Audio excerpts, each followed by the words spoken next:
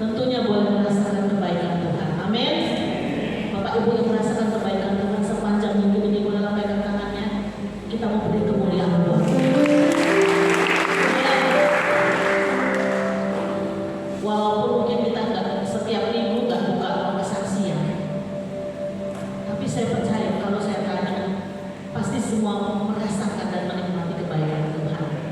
Dari ekspresi saudara, dari cara saudara menyembah Tuhan, bisa dirasakan bagaimana Tuhan itu bekerja atas setiap kita, dan Tuhan mau hidup kita terus diubahkan, dipulihkan, dibaharui, terus menerus sampai saat dimana Tuhan mau datang di depan dan menemukan jemaat Gajah Mada hidupnya disempurnakan, berkenan kepada Tuhan dan layak masuk kerajaan surga. Gak ada tujuan lain saudara dalam kita mengiring Tuhan, dalam kita menjadi pengikut Kristus. Tujuan akhirnya adalah surga yang mulia. Bagaimana kita mau hidup terus dibentuk, diproses, sehingga kita menjadi anak-anak Tuhan yang disempurnakan selalu dengan Tuhan. Bapak Ibu Saudara, sebelumnya saya mau kasih kesaksian sedikit ketika minggu lalu tanggal 1 Juni saya beserta beberapa jemaat dan juga pelayan-pelayan Tuhan diberi kesempatan untuk mengikuti pelayanan Jesus Reigns di Singkawang. Saya sudah mengikuti beberapa kali, dan setelah Corona tahun ini bisa diadakan kembali pawai dan juga KKR di Mall Singkawang, ya, Grand Mall Singkawang.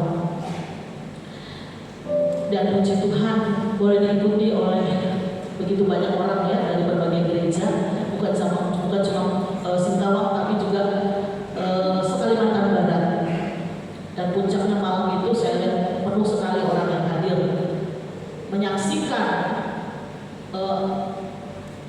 deklarasi Jesus Reigns.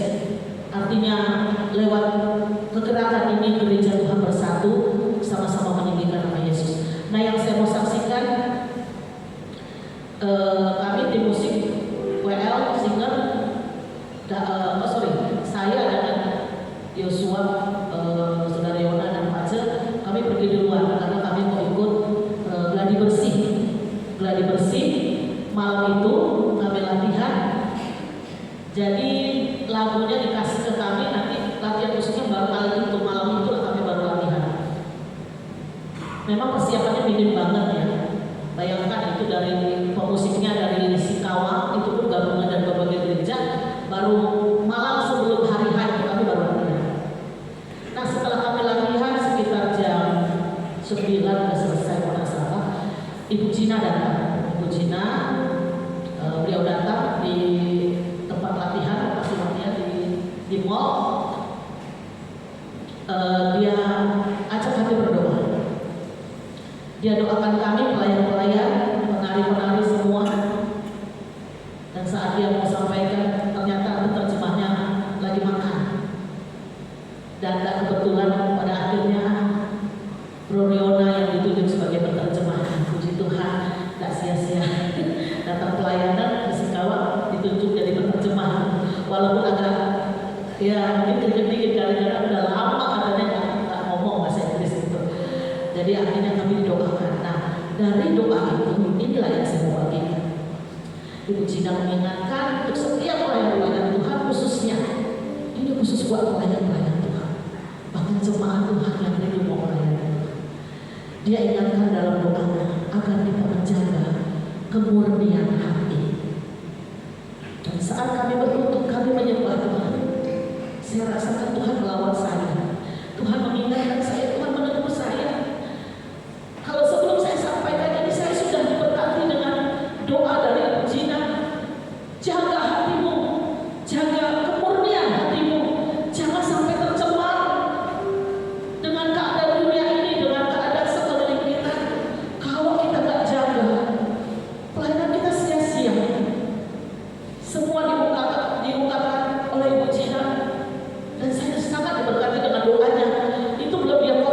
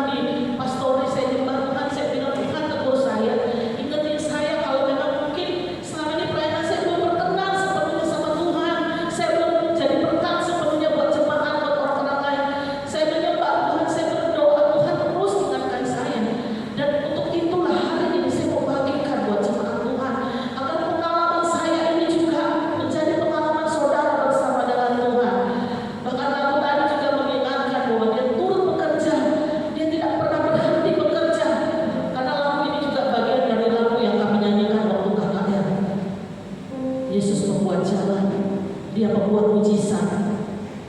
Dia mengerjakan hidup kita seturut kehendaknya. Puji Tuhan Bapak Ibu, saya mau bacakan firman Tuhan yang terambil di dalam tentang kemurnian hati. Jadi judul firman Tuhan pagi ini adalah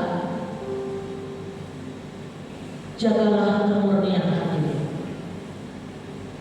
Ayatnya saya akan bacakan sama-sama, kita baca di Amsal 4 ayat yang ke-23. Kita bangkit berdiri untuk membaca firman pertama.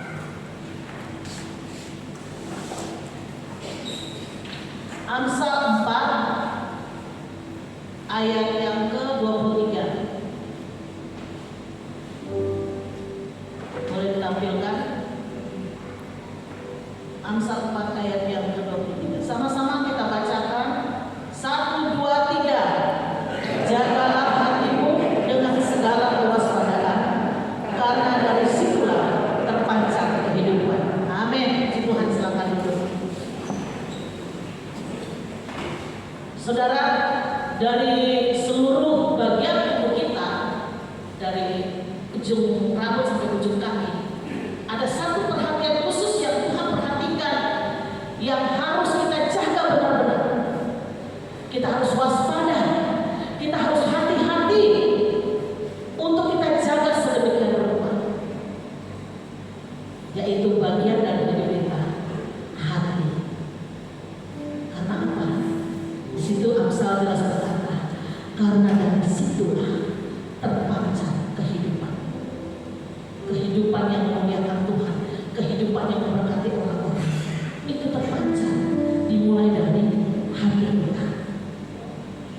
Hati yang seperti apa? Ini bicara tentang kemurnian hati kita. Waspada, hati-hati, berjaga-jagalah. Banyak kali firman Tuhan selalu keluar dengan kalimat seperti itu ya. Berhati-hati, berjaga-jaga, ya awasilah ya. Nah saudara, kalau kita mau beli barang yang memang benar-benar murni, contohnya seperti minyak kayu putih. Ini saya kasih ilustrasi dulu.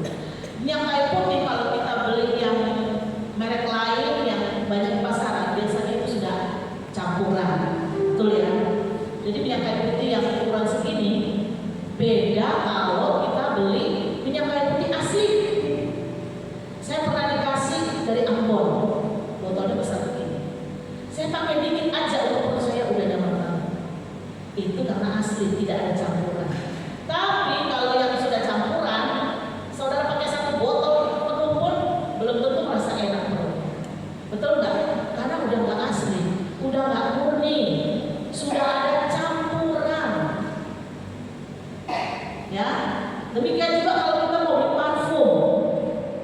Parfum yang wangi itu yang asli.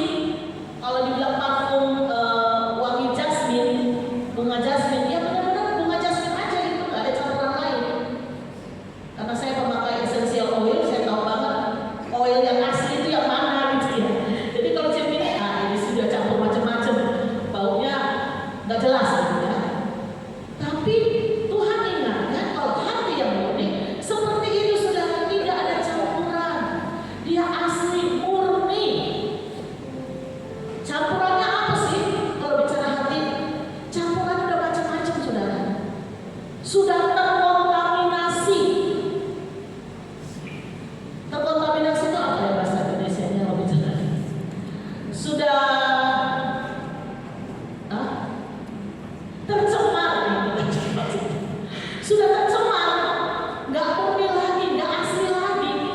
Nah, Tuhan sekarang lagi cari hati yang benar-benar murni mau melayani Tuhan. Melayani yang seperti apa? Yang hatinya bersih, yang hatinya benar-benar murni. Itu apa? Tujuannya untuk memuliakan Tuhan, tujuannya untuk menjalankan amanat agung Tuhan Yesus apa? Menangkan jiwa, baptis mereka dalam kuasa Roh Kudus, dan muridkan mereka. Kan endingnya seperti itu saudara.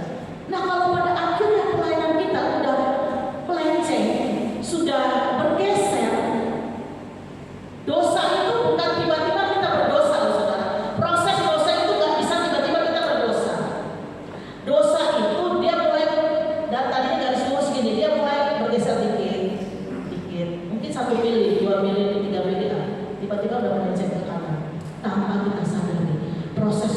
dosa itu seperti itu saudara.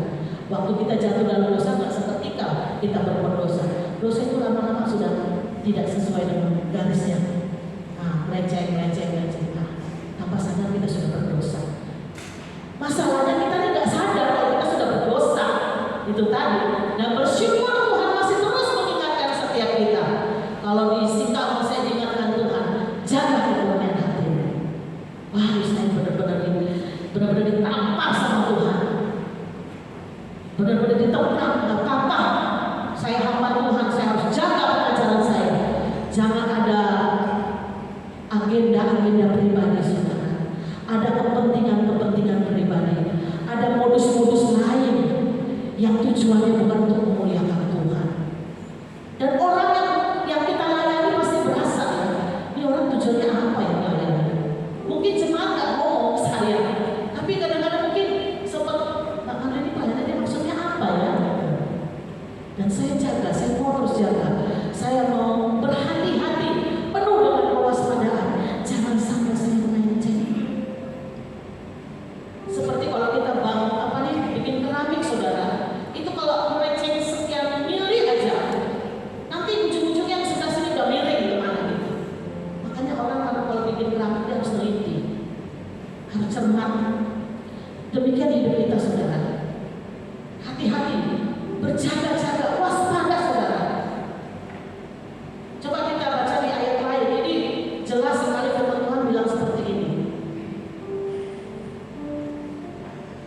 Lukas 21 ayat 34. Lukas 21 ayat 34. Jagalah dirimu supaya hatimu jangan syarat oleh pesta pora dan kemampuan serta kepentingan duniawi, dan supaya hari Tuhan jangan datang tiba-tiba jatuh ke atas dirimu seperti suatu jerat. Ingatkan lagi, jaga dirimu supaya hatimu, larinya ke hati lagi ya. Padahal dibilang jaga diri. Kalau anak kita mau keluar kota, mau kemana, pasti kita bilang jaga diri ya, baik-baik. Tapi bukan cuma jaga diri, saudara. Jaga hati, jaga hatimu. Jangan syarat oleh pesta pora dan kemampuan. Artinya pesta pora itu kesenangan duniawi, saudara.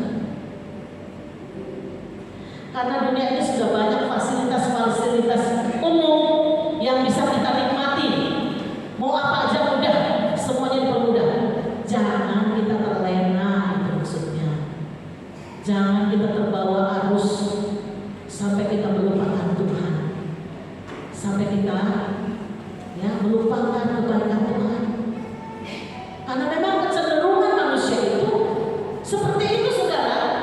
Kalau kita nggak mendengarkan firman Tuhan, pasti ujung-ujungnya kita tanpa sadar sudah berbuat dosa, sudah menyakiti hati Tuhan. Itu tanpa sadar. Jadi bersyukur kalau hari ini Tuhan ingatkan kita lagi. Amin. Saudara senang diingatkan Tuhan? Amin.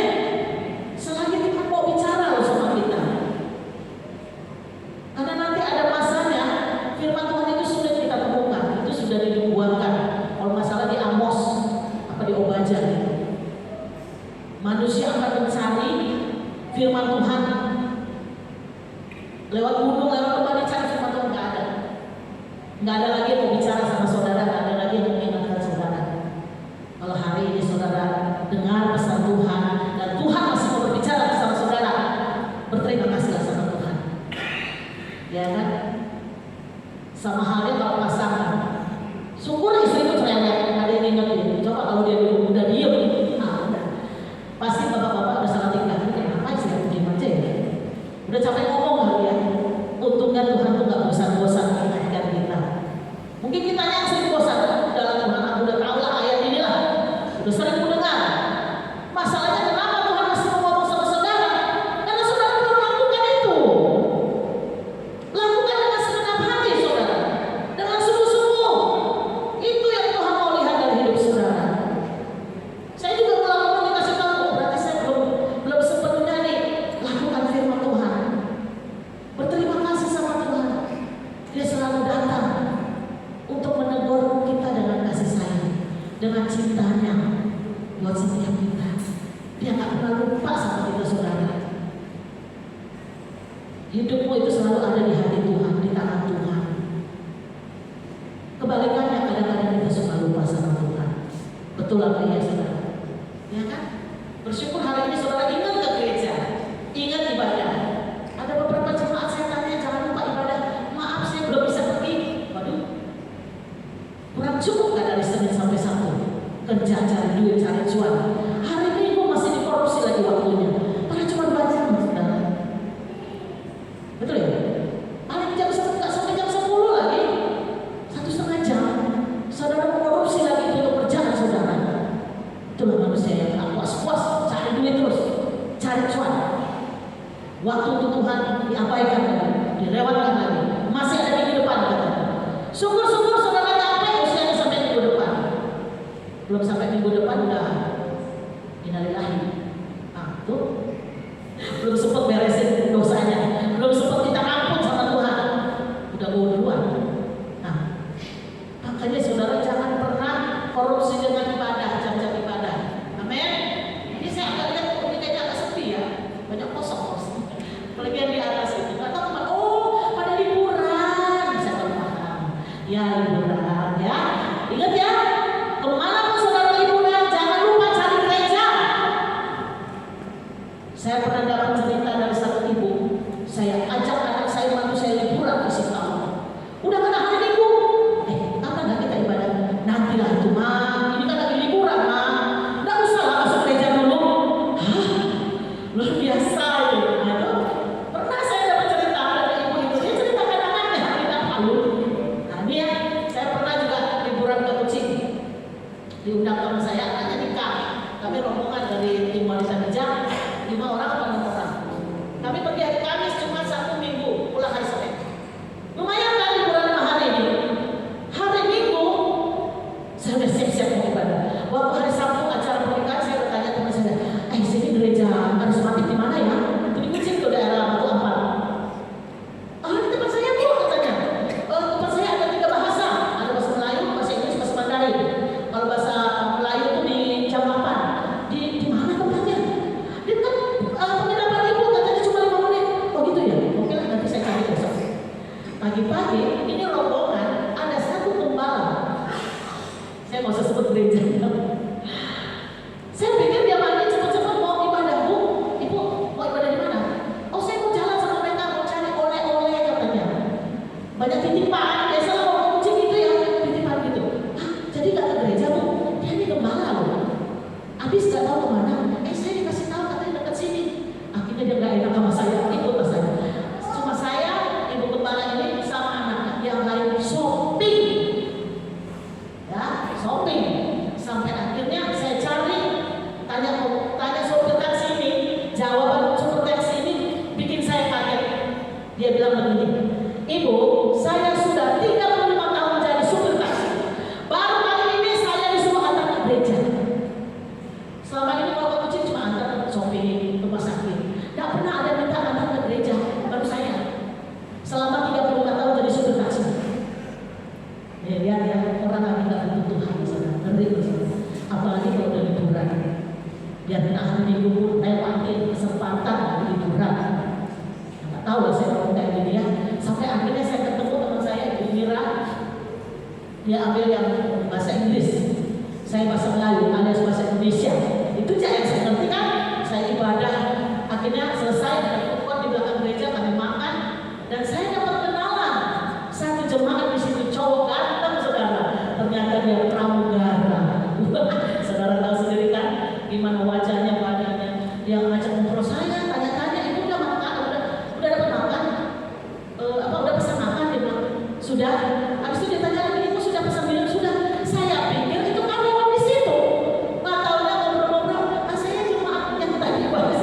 Oh iya, kenangan dapat nomor HP, ngobrol, ternyata dia berdoa.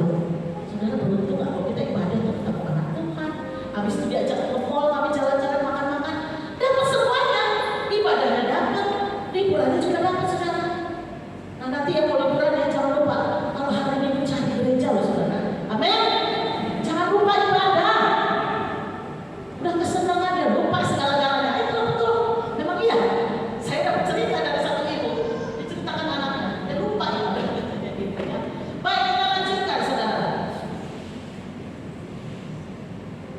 Di Mazmur 24 ayat 4. Nah, ini diingatkan lagi di Mazmur. Ya, kalau tadi ada di Lukas, sekarang di Mazmur. Mazmur 24 ayat 4 berkata begini, orang yang bersih tangannya dan murni hatinya, yang tidak menyerahkan dirinya kepada penipuan dan yang tidak bersumpah palsu. Ternyata orang yang murni hatinya dijauhkan dari yang namanya kepalsuan. Zaman sekarang banyak yang palsu, tidak original. Sama seperti sekarang ada ibadah yang sejati, ada ibadah yang palsu. Ibadah yang sejati itu ada di Roma 12, tapi saudara baca yang satu Korintus itu. Judulnya pun ibadah yang sejati. Kalau di mana ada ibadah yang sejati, berarti ada yang palsu, saudara. Hati-hati, jangan-jangan kita ibadah ini benar nggak ibadahnya? Benar-benar ibadah sejati atau palsu nih, penuh kepalsuan. Kalau si Ariel Noah dulu bilang kan apa? Bukan topengmu, bukan dulu topengmu, gitu ya lagunya. Orang yang punya kepalsuan itu suka pakai topeng. Dia tutupi aslinya dia dengan topeng. Saya diingatkan waktu saya ikut camp wanita bijak angkatan pertama, pembicara Ibu Roslin. Dia bilang banyak wanita suka pakai topeng. Ini bicara tentang wanita ya, bukan saya nyindir, karena memang saya juga ditegur, jangan suka pakai topeng. Lepaskan topeng. Datang sama Tuhan tuh apa adanya kita. Gak usah bawa-bawa atribut macam-macam. Mau bilang, oh saya di pengembala loh, saya pendeta besar di Pontianak, kenalkan saya. Nggak ada. Datang sama Tuhan dan apa adanya Tuhan. Gak usah bawa embel-embel macam-macam, saudara. Bawa jabatan lah, bawa apalah atribut macam-macam. Tuhan tidak pusing dengan saudara punya jabatan. Tuhan tuh mau lihat apa? Hati kita. Dia mau lihat murni dan hati mau melayani Tuhan. Hati yang sungguh-sungguh, hati yang gak setengah-setengah, saudara. Nyanyi nyembah Tuhan juga sungguh-sungguh. Biar bahasa Inggris gak ngerti, nyanyi aja, saudara. There is who you are, there is who you are. Cuma nyanyi-nyanyi dulu aja. Tadi ulangi, ayo. There is who you are. Saya nggak ngerti, tapi saya imani lagu ini pasti berkati saya. Udah, kalau seprotes ini, kalau Yona nyanyi pasti bahasa Inggris. Udah, saudara, nyanyi aja. Jangan ngomel hanya gara-gara lagu bahasa Inggris, hilang berkatnya, saudara. Aduh, panjang lagunya. Apa? Even apa itu? Yang saya tahu, you never stop walking. Nah, itu aja saya tahu. Tapi saya nikmati lagunya udah, karena saya mau nyanyi dengan sungguh-sungguh. Saya nikmati itu. Saya mau menyembah Tuhan. I worship you. Kan poinnya itu aja, saudara. Mau menyembah Tuhan. Jangan nanti ke gereja cuma pura-pura nyanyi gitu loh. Banyak yang nyanyi pakai lip sync, tau nggak? Cuma gini tapi nggak nyanyi gitu. Nah itu. Karena nggak tahu lagunya, yang belajar, saudara. Sekarang saya list lagu hari Minggu itu saya share di grup wanita. Harusnya di setiap grup juga. Biar belajar di rumah juga. Jadi nanti hari Minggu udah tahu lagunya. Oh, lagu Waymaker. Oh, hafal satu minggu ini Waymaker. Gitu ya. Kayak kemarin di Singkawang saya dapat 3 lagu bahasa Inggris. Saya serahkan ke mana semua. Goodness of God, Waymaker sama King of Majesty. Nah, apa lagi? Oh Tuhan, saya nggak hafal lagu itu, tapi ya udahlah, yang penting Jesus reigns every time. Nah, itu aja. Saya mau bikin saya tuh happy aja gitu loh. Ngapain? Oh, ini lagunya susah, nggak panjang bahasa Inggris ini. Ngomel, nggak jadi berkat, saudara. Akhirnya malas. Nanti tanya-tanya, WL siapa nih? Yona. Udah, aku masuk sore kan. Aku tak mau kalau Yona pimpin. Kenapa? Bahasa Inggris.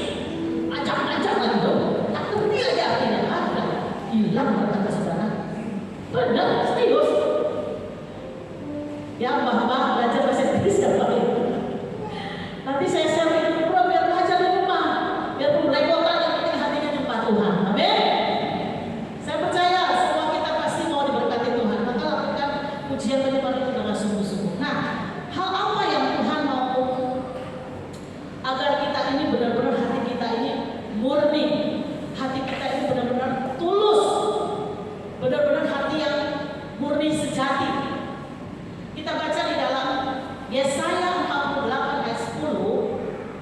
ini bagaimana cara Tuhan untuk memurnikan hati kita. Yesaya 48 ayat 10 berkata seperti ini. Sesungguhnya aku telah memurnikan engkau, namun bukan seperti perak, tetapi aku telah menguji engkau dalam dapur kesengsaraan. Aduh, awalnya sih bagus, tapi ujungnya nggak enak ya. Ujungnya apa saudara? Dalam dapur kesengsaraan. Ya memang begitulah kalau ikut Tuhan. Firman Tuhan bilang apa? Barang siapa yang mengikut aku, dia harus sangkal diri, pikul salib setiap hari. Nah ini tambah dalam dapur kesengsaraan. Ternyata untuk menguji hati yang murni harus lewat yang namanya penderitaan dan kesengsaraan. Ada amin saudara? Kayaknya agak ragu-ragu amennya. Maunya sih semua jalannya mulus ya. Maunya gak ada masalah gitu ya. Semuanya oke-oke aja, baik-baik aja. Tapi kenyataannya yang kita hadapi hari-hari ini apa? Banyak kesengsaraan. Tapi bersyukur saudara, kalaupun kita harus melewati kesengsaraan, diuji Tuhan dalam penderitaan, tetap ada yang namanya penghiburan, kekuatan dari Tuhan, perlindungan dari Tuhan.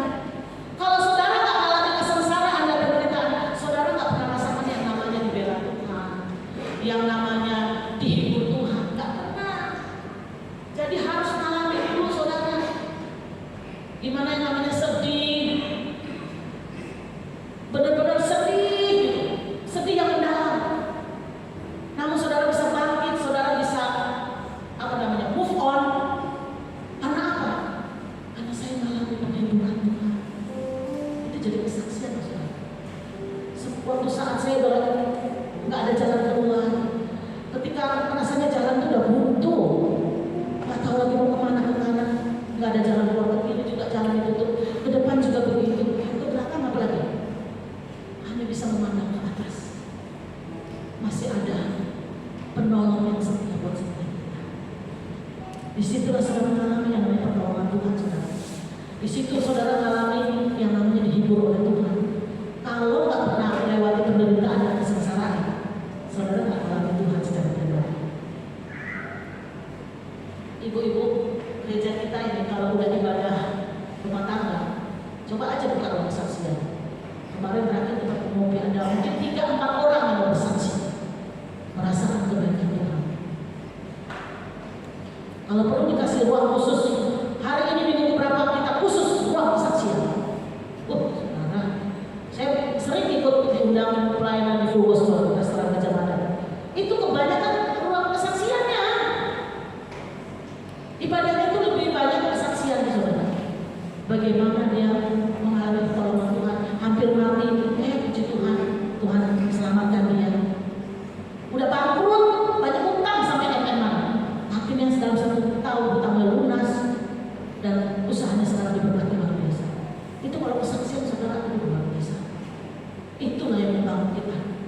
Bersyukur kalau Tuhan mau membentuk kita, memproses agar hati kita murni, lewati dulu yang namanya kesengsaraan dan penderitaan. Tapi endingnya apa saudara? Endingnya pasti menang. Amin. Bahkan Tuhan bilang lebih dari pemenang. Kita perlu berbuat. Amin. Wah kalau saya nggak menang lewat tantangan, nggak mungkin saya bisa berdiri di sini. Saya mau ngomong apa? Saya nggak punya pengalaman. Kalau saya belum punya pengalaman, saya nggak bisa cerita sama saudara. Tapi ketika saya mengalami itu dan saya menang, saya bisa ceritakan itu pada saudara. Amin. Ya, saya juga sering sharing dengan ibu-ibu muda bagaimana ngurus anak. Saya kasih pandangan seperti, saya nggak mau ngajarin sih, saya cuma sharing, berbagi. Ini loh pengalaman saya waktu ngurus anak waktu masih kecil-kecil. Karena 5 tahun saya langsung punya 3 anak laki-laki berderet, cuma beda-beda setahun. Saya ngerasain itu benar-benar 5 tahun nggak kemana-mana ngurus anak. Daripada akhirnya puji Tuhan, anak-anak saya diberkati Tuhan. Anak-anak saya nakal-nakal yang masih wajar gitu, bukan nakal yang brutal gitu. Duh, saya berdoa Tuhan jangan sampai anak-anak saya ini bikin malu saya sebagai anak Tuhan. Karena saya pernah, yang saya baca di Alkitab bagaimana Raja Daud hidupnya susah gara-gara anaknya. Siapa tuh? Siapa? Absalom.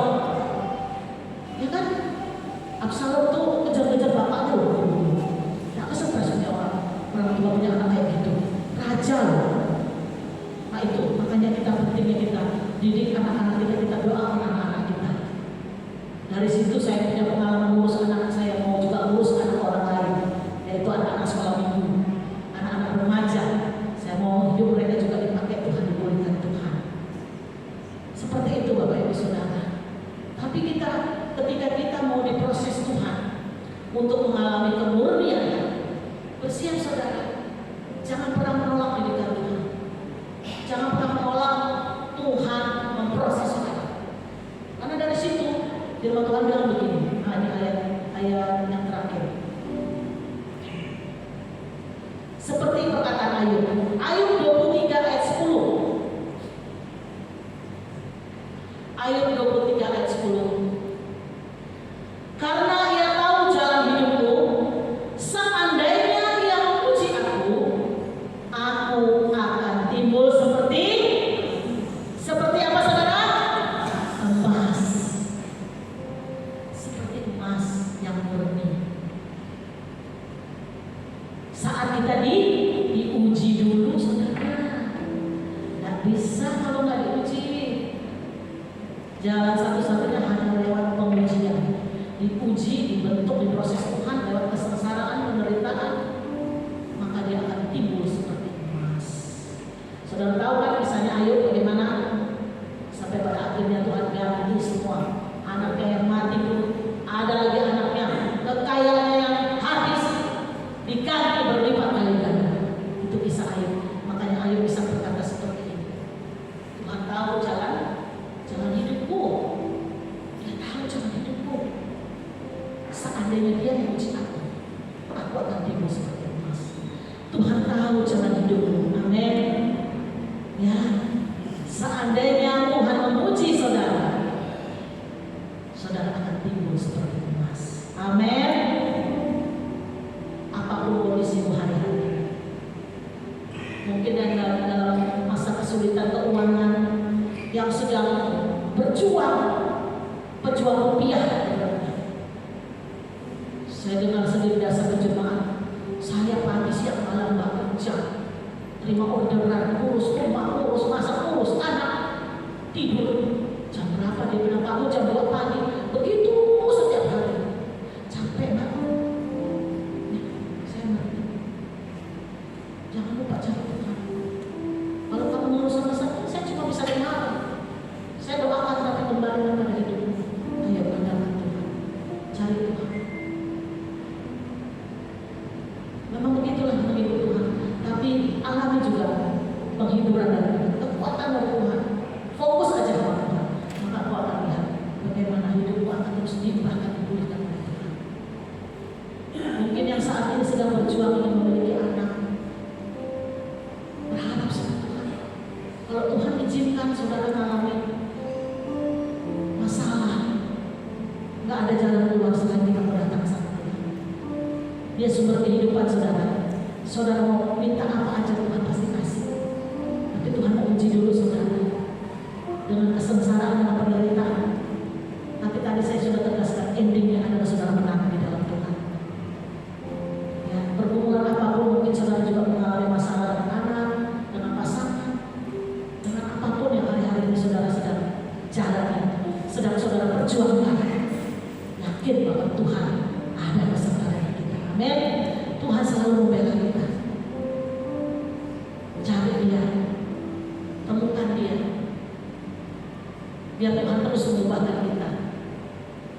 Tuhan ingetin saya jangan sampai saya berdosa di hadapan Tuhan. Jangan saya sampai hati ini sudah tercampur, terkontaminasi, sudah tercemar dengan hal-hal dunia ini. Apalagi kita pelayan-pelayan Tuhan. Jangan sampai kita mencuri kemuliaan Tuhan dengan kemegahan diri sendiri, tapi kita bermegah di dalam Tuhan.